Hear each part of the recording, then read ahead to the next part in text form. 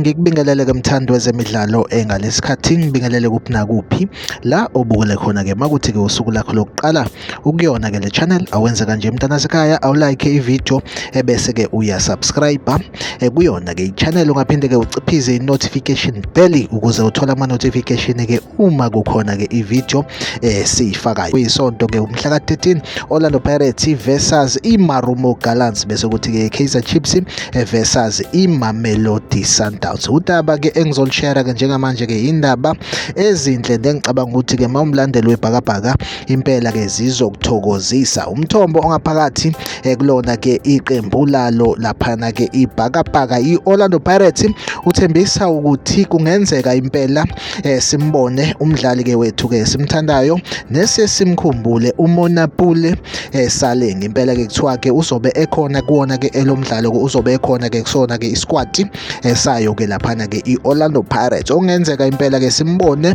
eground noma mhlambe ke ezobe engekho kwi-first 11 kodwa ke kuyona ke laphana ke ibench yeOrlando Pirates. Umthombo ongaphakathi kuyona ke iOrlando Pirates uqinisekisa ke indaba ke zokuthi Monapule Salengi uzobe ekhona kuwona ke lo mdlalo. Empeleni uzobe ekhona kwi-squad esobe ke sobhekana ke nayo ke laphana ke iMarumo Gallants. Impela ke yona updates nje ebengizoyishare njengamanje. Make sure ukuthi uyayilike ivideo, uyasubscribe kwi-channel. Mina nawe asihlangabezane kwivideo elandelayo.